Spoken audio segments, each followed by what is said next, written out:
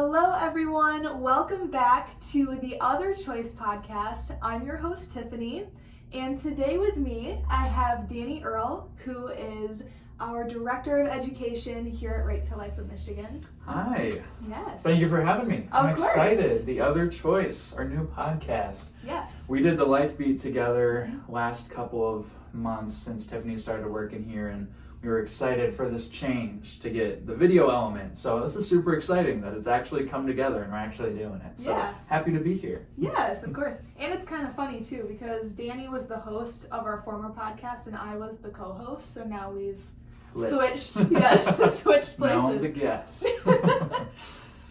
Could you tell us a little bit about how you first got involved here at Right to Life of Michigan? Yeah, so I grew up in Illinois, a town called DeKalb, famous for its corn. And then when I went off to college, I went to Grand Valley up here in Michigan. I had a cousin that was going here and she told me about it. So I guess you could say I kind of followed her up here, but it was nice to know someone up there. So I went there for 4 years. My degree that I graduated with was advertising and public relations. And then when I graduated and it came time to look for a job, I really liked Michigan. I didn't want to go back to Illinois. I liked Michigan a lot. So I started looking in the area and I wasn't fully sure what type of job I wanted. So instead of looking for a specific role, I looked more so for a company. And I looked at pro-life organizations in the area. Right to Life of Michigan had an opening. I thought that this would be a great opportunity to combine something I'm passionate about with a job opportunity. So thankfully, it even kind of worked within my degree. So I was very fortunate to get accepted here and to start working here. I've been here for a year and a month now. So it's been a while. It's been my first job, so my best job objectively, but it's been great regardless. So I'm happy to be here. That's amazing. Awesome. I will say when I started here, I had kind of a little bit similar experience, not exactly the same, but I've grown up here in Michigan and I actually went to GRCC for 2 years. And I had a degree in graphic design and web design, and I was looking for a job. For some reason, I think it was because my title is content contributor and event coordinator, so some of my skills applied to the content contribution aspect of my job, but yeah, it popped up in Indeed, and I looked at it, and yeah, I just felt like there was a little nudge that I should apply for the job, and I came here and interviewed, and yeah, I loved all the staff, and it's been one of my favorite jobs, so. A lot of people here will say that it feels kind of like a calling, that they felt that they had this draw here to the mission, because it's a super important mission, helping women, children, the elderly in our state. There's so much good in this work, so it's really a blessing to be in a job that every day you come in, you're putting work towards something so great, something bigger than yourself, which is awesome. I agree. What would you say drew you to the pro-life movement personally, and is there an experience that you've had that really solidified that calling for you? Yeah, good question. I would say my main draw to being pro-life growing up was always my faith. It's something that aligns with pro-life values. I went to a Catholic school my whole life up until college, so I even had classes that would teach us about being pro-life, and that was very important to me. It really impacted my growth as someone who's pro-life. And then I went off to college, and as I'm sure you'll hear from so many people, that college is a completely different experience. You are in a much more left-leaning arena. There's going to be a lot more pro-choice voices coming your way. So I really had to try and figure out a way to speak my mind from a non-religious perspective. While that's still a very important perspective, there's going to be people who that argument means nothing to them. And I came to realize that the pro-life argument, whether from a religious standpoint or not, is so important, and it's right. It's the dignity of human life is valuable, whether from a religious perspective or not. So I really began to look into the dangers of abortion, because that's such a large area of the argument where someone could say to you, well, why don't you want women to have this choice?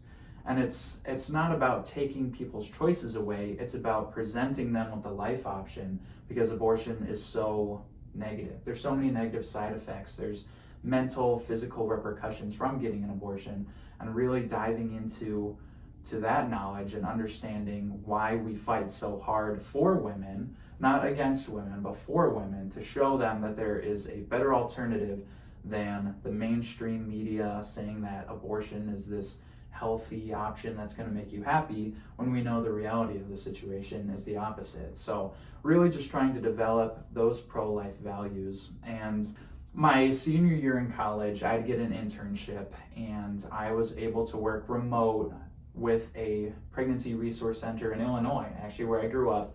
One of my best friends, his mom runs the pregnancy resource center, and she was looking for some help with kind of their advertising, some of their marketing. So I was able to do that as an internship. And that really showed me the importance of working within a community and showing women that they have a place to turn to other than Planned Parenthood or ordering the abortion pill. They have other options available to them that are so important. So that's really what led me to this job and to the pro-life movement as a whole.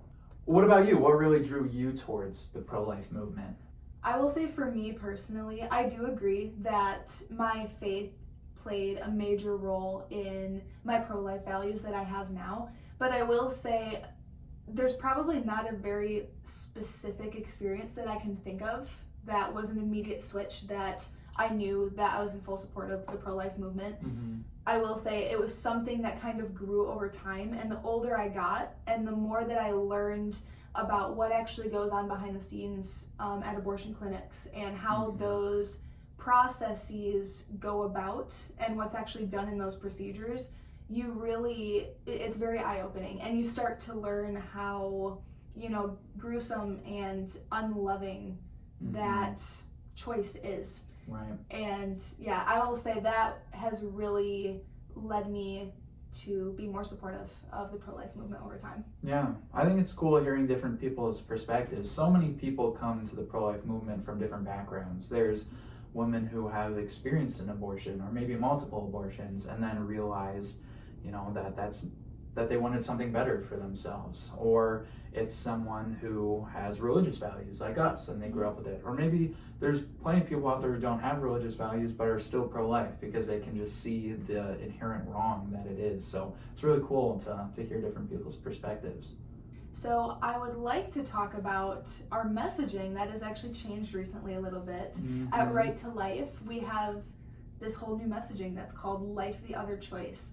Can you tell us a little bit about where that idea originated from and what the goal was with changing that messaging? Yeah, definitely. I came into it a couple months after it had launched. So when Amber, our president, who was on the last episode, when she first started working here, she worked with Barb Listing, our old president, who was here faithfully for so long.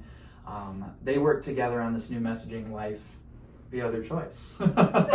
And it really comes down to the passing of Proposal 3. So when Roe v. Wade was overturned on Dobbs Day, which we're going to talk about here soon, super important day coming up.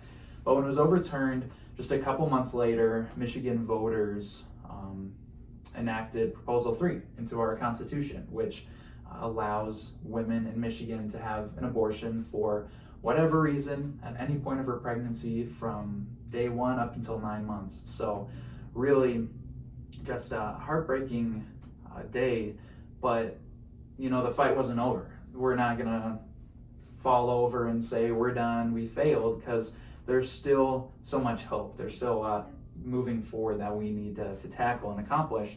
And then from that came Life the Other Choice, because legally a woman in Michigan can have an abortion whenever, but for choice to truly exist, choice being that word that was used so pervasively by the pro-abortion side, for choice to truly exist, women need every opportunity to make the choice for life.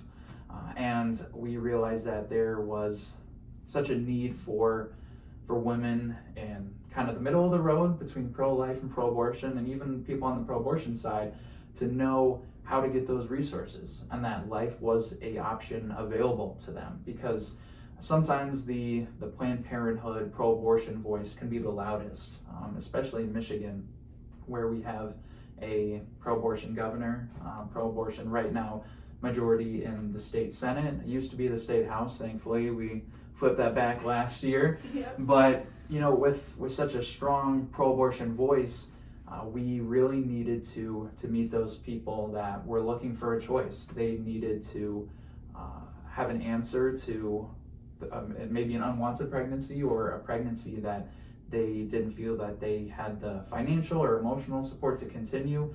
They needed a place to turn to, and that's where Life, the Other Choice came in. And with that comes really powerful ads that we launched last year, and then we relaunched at the beginning of June, which have seen tremendous success. If you haven't seen these ads, they're on our YouTube channel. You're on our YouTube channel right now watching this. Yeah. So if you want to check back on some of our earlier videos, they're called Test and Courage. These ads are out on multiple streaming services, ones that women are on all the time, like Hulu, Netflix. I'm on them all the time. I've seen our ads since being launched, which I think is Really? super cool. Yeah, it's great to see that really getting into the homes and really reaching women where they are with this hopeful and courageous message of life. And at the end, it promotes a pregnancy help hotline. And in just the first week that we launched it this month, the help hotline saw a 91% increase in calls in Michigan alone. So Wow. that's women helped, that's lives saved, that's more people searching for that choice of life, which is just incredible. And it's something that we hope continues and that number rises. So really excited for this new messaging, because it's not just in the moment type of messaging. This is our message moving forward, that life is this beautiful choice for women to make. Sure, she has the legal opportunity to choose abortion, but with all the negative side effects and repercussions of abortion, she needs to know that life is another choice for her. Yes.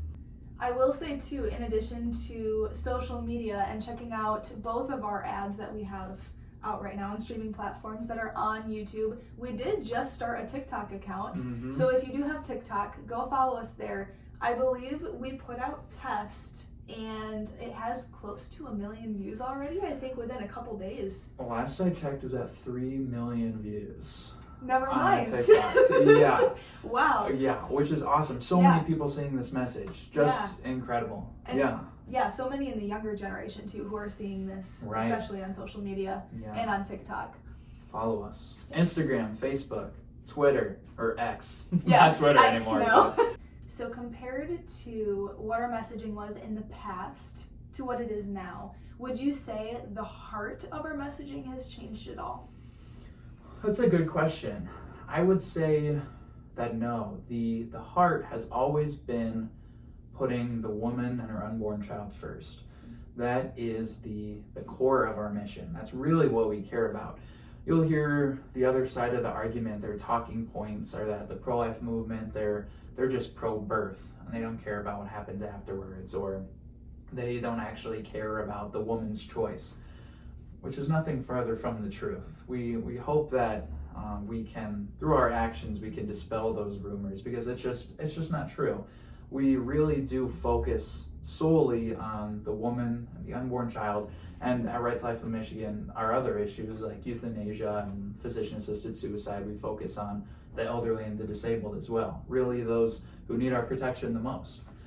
But the core of this message, Life, the Other Choice, it's still very much in line with our mission as it has been for decades now. And that is that we want to present women with a much more positive, much more uplifting, a much more hopeful message, and that is that life is available to her and that she has support.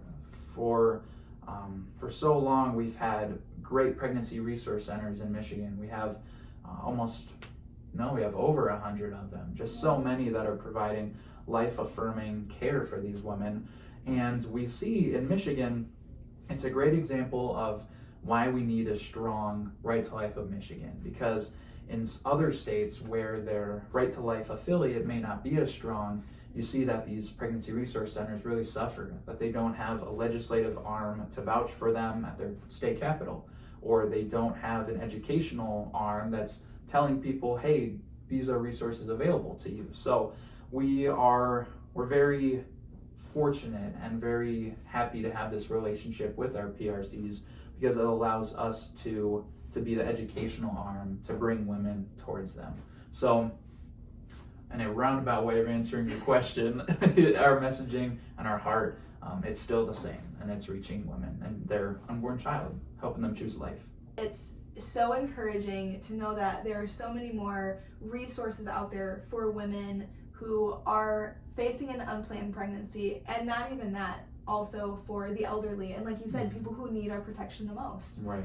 So next Tuesday, on June 24, is a huge milestone in the pro-life movement as a whole, and it is the 3-year anniversary of Dobbs, which overturned Roe v. Wade. Woohoo! Yay! I'm so happy. Yes. What are your thoughts on that, and how do you think that affects the pro-life have today? Yeah, absolutely. It is a huge holiday.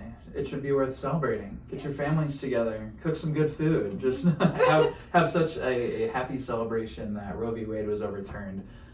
You'll hear from sometimes even people that are closer on the pro-abortion side that Roe v. Wade was just bad law. It was a bad decision, and by overturning it, it allowed states to make the decision on if they wanted to have abortion rights within their state constitution, within their laws. And we saw, obviously, here in Michigan that we then passed Proposal 3, which made abortion legal in Michigan. But there are many states who have gone the other way, and just that decision, the Dobbs versus Jackson Women's Health Organization, I believe is the long form of it, but we just go with Dobbs Day. Yeah.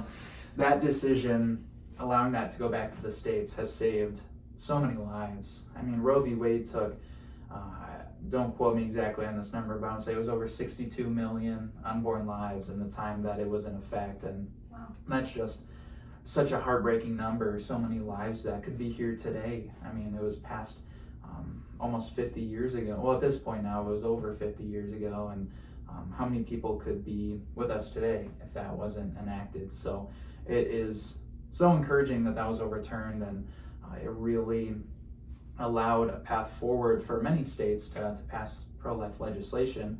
And now in Michigan, it's within our state, and that's something that moving forward, we realize that we have a long way to go in changing hearts and minds here in our state. And that's the main goal of our educational efforts and all of our outreach, is that we can foster communities that really respect life. And we are excited moving forward. We are happy to celebrate Dobbs Day and the opportunity that allowed for many states to start saving a lot of lives. And we don't see Proposal 3 as this huge, you're done. Like, Right to Life of Michigan has so much work to do moving forward, and we are encouraged by days like Dobbs Day that show us that there is a chance that in the future there could be a resurgence within the pro-life community, and that people in our state can see the inherent dignity and beauty of human life, and that we can work on just changing hearts and minds and really reshape the culture here in Michigan. So excited for that moving forward. Next Tuesday, it's a big day, yeah. June 24th, so very excited for that. Yeah, we should start like a big community party movement. Yeah, for Dobbs Day. yeah. I feel like we should start that. I think it's Big a good block idea. party. Yeah. Don't actually come to the parking lot. There's not going to be a block party, but that would be Just fun a in the thought. future. Yeah, we should totally do that. That would be cool. On one last note, what would you advise our viewers to do to help encourage the education of right to life beyond just staying informed? Sure, that's a great question. Speaking to you guys out there, so much you can do, so many opportunities. We are very blessed with over 80 statewide affiliates, different groups, and a lot of them are county-based, but then there's some that are city-based. Like here in Grand Rapids, there's a Grand Rapids Right to Life, but then there's Genesee County Right to Life. There's so many throughout the state where you can get involved. We're always looking for volunteers. We're looking for new people to join their boards and to really help grow the pro-life mission in each and every county, every community, so that we can all come together as a state to be more cognizant of that pro-life message. So that's a great opportunity, volunteering or working within your local affiliate. Another one is if you have the financial means, we always appreciate our donors. We have so many incredible donors. If you are one of them, we thank you for your past contributions. And we really rely on these donations. That's how we air these ads that have reached millions of women so far. That's how we get our educational materials out to street fairs and carnivals and really at the center of people's communities through our affiliates. So if you have the financial means and you are looking for an organization to support, we'd love to be that organization. Yeah. The pro-life mission it's so important in our state. So that is a great way you can get involved. That's at rtl.org/donate. And another great thing, if you donate to the educational fund, you can write that off on your taxes, tax exempt donations. So a great win-win for both of us here. Yes. And then another way is always checking in on our website. I feel like there's always new information. We're trying to keep people as up to date on important pro-life news in the state as possible. So always checking out our website, rtl.org, right there. Yeah. So, and continuing to listen to this podcast. Yeah. Right now we're in the midst of getting it up on popular audio streaming services like Spotify, Apple Music. So Yeah. super excited for that. Or if you want to keep seeing our amazing faces, keep coming and watching on YouTube. So whichever works best for you. But yeah, so many different ways to get involved. And we are so appreciative of our volunteers, our donors, everyone who helps make this mission run. So yeah, we encourage you to join us. We got a lot of exciting things coming up in the future. Great events. Another thing I should plug, our events page on our website. So many great dinners throughout the state that our affiliates hold. We have large events like our state conference in September, in which we get so many pro-life advocates from across the state come. We get awesome speakers, awesome food, a great opportunity to grow together. And then the last big one, the Michigan March for Life. Super exciting, November 6th. It is the second one that we're doing. It was started after the passage of Proposal 3. The first one was a year after, and then we're doing it every 2 years after. So that in an election year, we can focus on getting our pro-life candidates elected. But we are super excited to have it again this year. So November 6th, mark your calendar. There's more information online, but it's going to be in Lansing at the Capitol. So hope to see you guys there. Yes, we're going to have lots of people, and there's also lots of amazing speakers who are already booked. Yeah. There's a little pre-rally concert that will Yeah. happen too. So lots Super of fun exciting. things to enjoy and lots of community to connect with throughout Michigan. Right. Absolutely.